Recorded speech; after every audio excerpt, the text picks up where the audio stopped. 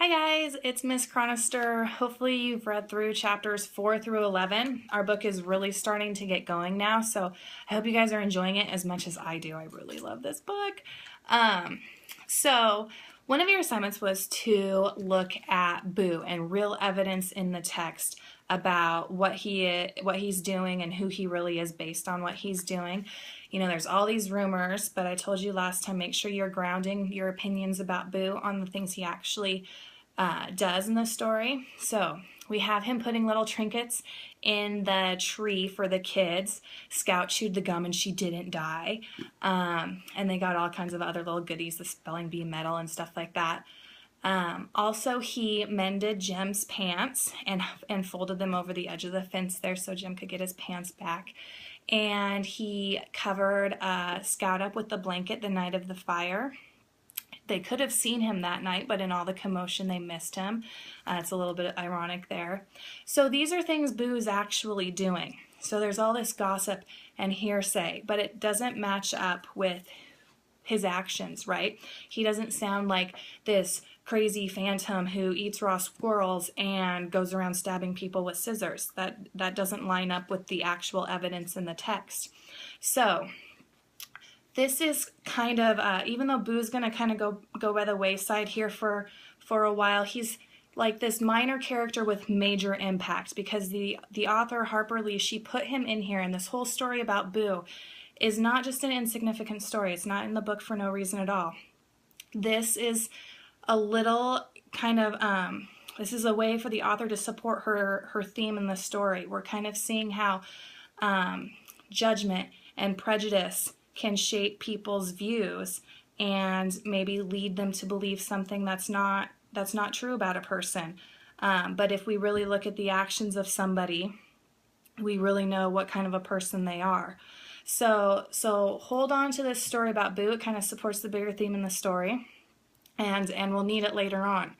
So Boo kind of goes away. The kids' infatuation with Boo kind of goes away. That shows a little bit of their own growth. They're growing up, they're maturing. It's not their priority to reenact plays about Boo or creep up on his house anymore. There's something much bigger going on now. The trial is beginning. So you've gleaned from the story that Atticus is defending a black man. And remember, this is a time where blacks don't have rights. Not only do they not have rights, they're not even viewed as equal people on just a human level. It's awful. So this is a big deal for Atticus to defend a black man. I know we are thankfully a little bit removed, but maybe you guys have seen racism in your own life in some way. So this is a big deal for Atticus to defend a black man in this time period. And in this community, the setting also fuels this fire. So the kids are starting to catch a lot of crap about their dad defending a black man. Scout has Cecil Jacobs at school call her dad a nigger lover. And I know that's a hard word to hear. It's a disgusting, awful word. But if the author, I know it might bug you, it bothers me to see that word. But if the author didn't use that word, we wouldn't understand how hateful this situation is. So I know it's a difficult word to hear and see, but take it in and let it help you feel what these kids are going through and what Atticus and Tom Robinson is going through. She wants to beat Cecil. Like, wouldn't you? Somebody calls your dad something that hateful, you would probably just want to beat their nose in. But she walks away, and I think this is the first little glimpse of some character growth in Scout, right? This is her coming of age story. She's going to grow up. She's going to learn. She's going to be a different person at the end of this book. And we're seeing that happen right before our eyes. She walks away from Cecil Jacobs because she doesn't want to let Atticus down. Later on, when her cousin Frances does the same thing, says Atticus is going to be the ruination of the family and he's such a disgrace and all this stuff. She eventually does lose it on Frances, and I can't blame her. But when she's talking to her uncle, she doesn't want Atticus to know the real reason because she doesn't want to let Atticus down. So here again, Scout is reflecting and understanding her actions and thinking about how they impact others, that's a huge instance of growth in all of us when we can think back and look at what we're doing and how it impacts other people. So there's some growth happening in Scout. I also kind of like, on a side note, her little cussing phase that she goes through. That, again, is her growing. So she's trying to push her boundaries. She's trying to be more adult. So she goes through this little cussing phase. Her uncle tells her to knock it off, and I would too. There's also Mrs. DeBose. So we've got friends, family, and then also grown adults, neighbors, who are giving the kids crap because Atticus is defending Tom Robinson. Mrs. DeBose, is she not the most hateful woman? She's like screaming at the kids all the time, and of course she criticizes Atticus for defending a black man. And Jem this time, Jem's the one who's usually cool-headed, but he loses it. He goes, bashes up all of her flowers. You can see it was just like a break. It wasn't indicative of who Jem is. He just went mad. He literally busted all of her flowers, broke Scout's baton.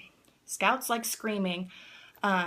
He just breaks is, I think, the best word for it. And we've probably all been there where we've just broke. And so he loses it at the comments Miss DeBose made about Atticus. And Atticus, here we get another example of how big of a person Atticus is. I don't think I could do this, but Jem did something wrong, and he should have a consequence for it. So even though Atticus has been transgressed, his son was just trying to stick up for him, so to speak, he still makes Jem go read to Mrs. DeBose every day as his punishment. And Atticus initially has a little piece of information that we don't get until the end of part 1. He knows that Mrs. DeBose is trying to kick a morphine addiction. She's going to die, and she knows she's going to die, but she does not want to die addicted to drugs. And this is another character in our story here who fuels this theme, kind of just like a little subplot in the story that also supports our bigger theme that's happening throughout the novel. Atticus says that just because Mrs. DeBose is dying, just because she's licked before she started, doesn't mean that she doesn't want to do the right thing and die free from her drug addiction. So she kicks her morphine addiction before she dies. When she dies, she's free from it. So even though she knew she was going to die, she still put in the work, hard work, and an effort to kick that addiction. And there's something we can all learn from that, right? Atticus is doing the same thing. So here we have a minor character kind of mirroring what a major character is doing in our story. The authors will do that sometimes to really support their themes. Atticus is doing the same thing. He knows he's licked before he starts with this trial with Tom Robinson. He knows that it's a white man's word against a black man's word. And in this time period, in this setting, there's no way that a black man's going to win. Atticus knows he's licked before he starts. He knows he's not going to win the trial, but he's still doing it. So one might say, well, why? Why, if you know you're not going to win, why even start? It says something about your character, right? Atticus says, I would not be able to ask my children to do the right thing if I didn't. I would not be able to go to church and worship if I didn't do this for Tom Robinson. He knows the right thing to do. Sometimes we know the end result of what we're facing. We know that the situation is not going to turn out the way we want it to. But we have a choice in how we act before that, right? We can either do the good thing, we can do what's right, we can set an example, or we can do the wrong thing and not have an impact on anybody, maybe fuel a hatred situation and let that continue. So Atticus is doing the same thing as Mrs. DeBose, but on a much bigger scale, especially in this time period. So one last thing I want to talk about, it was also in, actually there's two more things I want to talk about, sorry. Let's talk about the rabid dog, right? So authors will use symbols in stories, right? This rabid dog is a symbol. You guys have an assignment about it, actually. So rabies is extremely contagious. And if you get it, you die. Like, there's no treatment for it. One crazy fact about me is I've actually been vaccinated for rabies. We had a dog, and there was this situation, the dog died, and we didn't know what it had, so I had to get vaccinated for rabies because we couldn't risk it. If the dog had rabies and we had caught it, then we would have died, so we had to get the vaccine. That's why it was such a big deal for the dog to be shot. That's why, I know it sounds horrible, and I'm a dog lover, so I hate saying that, but the dog had to be killed before it infected anybody in the community. But this dog is not just a dog with rabies. It's a symbol in our story. So this dog walks into town, but it's more a symbol of the prejudice and the hatred and the ugliness that humans can sometimes possess, the racism that this town is going to see. The dog isn't just coming into town, it's the hatefulness that we're going to see for Tom Robinson, and even that the Finch family is catching right now because they're defending him. That's this racism is what needs to be shot. Like, it wasn't just a dog getting shot. It's Atticus trying to take out these qualities that the town possesses. And if you remember, when he was talking to his brother, he said he hopes that he can get his kids, Atticus hopes he can get Jem and Scout through this trial without them catching Maycomb's usual disease, kind of like rabies is a disease. So here it's mirroring and supporting that symbol. He doesn't want his kids to be racist and to gossip like they do in the town and just spread all this hate. He wants to stop that. Just like he stopped the dog from infecting the community, we'll have to watch and see if Atticus stops any racism, or if he keeps the kids from absorbing that from the community as well. All right, and then here's the last thing. I promise this is the last thing.